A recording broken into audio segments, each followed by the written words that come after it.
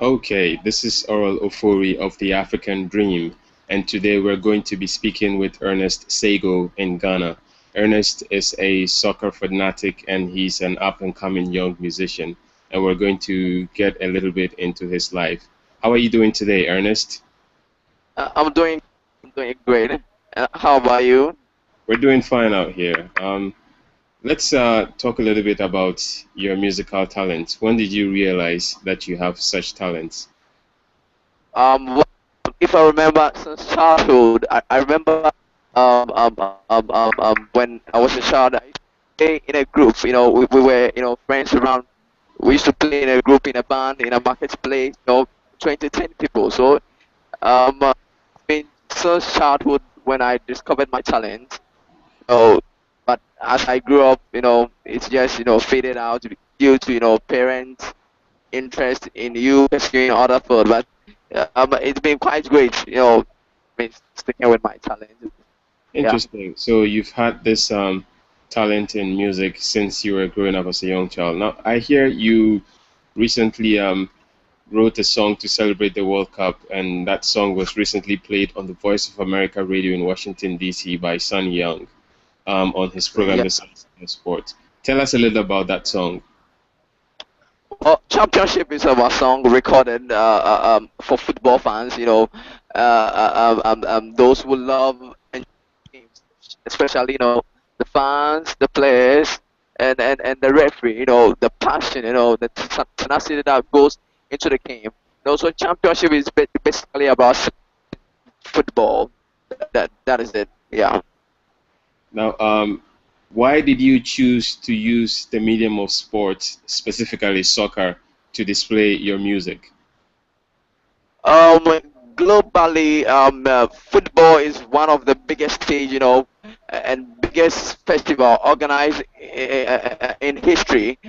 So I thought, why don't I do a song for football? Reach out to the masses. I know that only way by doing a football song, at least you'll be recognized and internationally. So that's the main reason why I use football as a source to reach out to my fans. So basically, what you're saying is you took advantage of the fact that football has an international and a global appeal to, make a song and also put yourself out there by introducing your music to the world. That's a very Yeah. smart move. I'd give you that. Now, how did you I feel? also love I also love the game. I also love the game. No doubt about it. I also love the game. Indeed. Now, how did you feel? Let's talk a little bit about the game. How did you feel about the last performance of Ghana at the FIFA World Cup? Well, a spectacular performance from the Black Stars. I put every details of every game in 20 World Cup in South Africa. I mean, one of the greatest teams, in world history when it comes to World Cup. And Africa, we did marvelously. Only the fact that the quarterfinals, we had bad luck. It was just a bad luck that we had on that very particular day. And the Suarez saga. That's everything doesn't. But I know. We still feel the pains, but no, we did marvelously well. 2010 World Cup.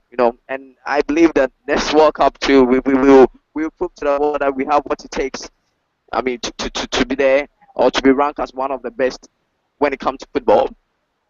Now, you just talked about Suarez and the fact that he prevented Ghana from advancing further into the World Cup.